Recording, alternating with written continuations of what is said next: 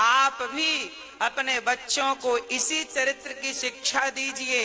आजकल के बच्चे पढ़ने लिखने के बहाने आज अपना चरित्र बिगाड़ लेते हैं और बाद में सिवा पश्चाताप के कुछ नहीं होता।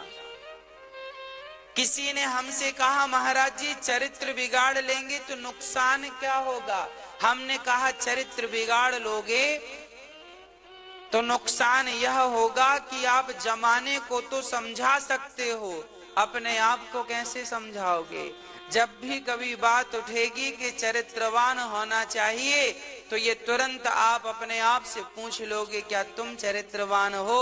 और हम तो झूठ कह सकते हैं आपसे, पर आप अपने आप से भला झूठ कैसे बोल पाएंगे? जब कभी आपको आपसे आंखें मिलाने का दिन आएगा तो उस वक्त क्या आप अपनी आंखों से अपनी आंखें मिला सकते हैं? क्या अपनी आंखों में आंखें डालकर कह सकते हैं कि आप सही हैं? उस दिन के लिए आज से अपने चरित्र की रक्षा करनी होगी। चरित्रहीन व्यक्ति ना यहाँ सुखी होता है ना परलोक में सुखी होता है। भगवान गौलोक धाम में उस व्यक्ति को कभी स्थान नहीं देते जो चरित्र से गिरा हुआ होता है। अरे चरित्रहीन तो जानवर होते हैं, कुत्ता बिल्ली पशु पक्षी, ये क्या जाने चरित्र क्या होता है। और इंसान होके भी तुम कुत्ता बिल्लियों की तरह जीवन भोगों में गुजारते रहे तो फिर उनमें और तुम में अंतर ही क्या रहा?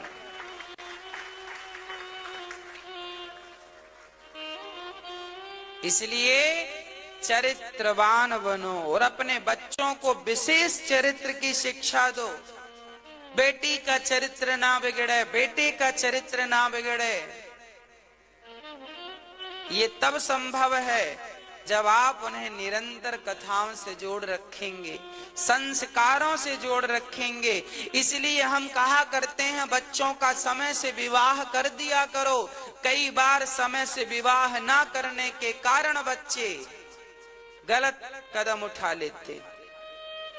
शरीर तो समय पे डेवलप होता है ना, शरीर की मांग सही वक्त पर सही चीज की होती है। जो शरीर को चाहिए, भूख लगी है तो रोटी चाहिए और प्यास लगी है तो पानी चाहिए। इसलिए हमारे बाप दादों ने, ऋषि मुनियों ने, बड़े बुजुर्गों ने बड़ा रिसर्च किया है। सही वक्त पर बेटी का विवाह हो, सही वक्त पर बेटे का विवाह हो, ताकि भटकने के रास्ते सदा सदा के लिए बंद हो जाएं और चरित्रवान बन करके वो अपना जीवन यापन करें। इन बातों को आज लोग हल्के में लेते हैं। लोगों को लगता महाराज जी क्या बात कर रहे हैं। अरे भाई बता दो, आज जितने बच्चे पढ़ने जाते हैं बड़े बड़े स्कूल कॉलेज में, आधे से ज्यादा बच्चे बिगड़ जाते हैं। किसी को लड़की से प्यार हो गया, किसी को लड़के से प्यार हो गया, और सिर्फ प्यार नहीं हुआ, अरे प्यार तो बहाना है, शारीरिक शोषण हो जाता है और शोषण करने के बाद सब प्यार व्यार खत्म भी हो जाता है। क्या नहीं हो रहा है? क्या आपसे छिपा है? क्या हमसे छिपा है? कौन नहीं जानता? क्या माँ बाप नहीं जानते? क्या आप नहीं जानते इन बातों को कि आज क्या चल रहा है? अरे लड़की किसी की भी हो, लड़का किसी का भी हो, पर है तो हमारे भारत के ना, चरित्र तो हमारे भारत का ही बिगड़ रहा है। इसलिए पढ़ने के नाम पर जो बच्चे अपने माँ बाप को धोखा देते हैं, ऐसे बच्चों को भी मैं निवेदन करता हूं कि आप पढ़ो लिखो योग्य बनो, पर चरित्र बिगाड़ कर योग्य बने तो उस योग्यता का करोगे क्या?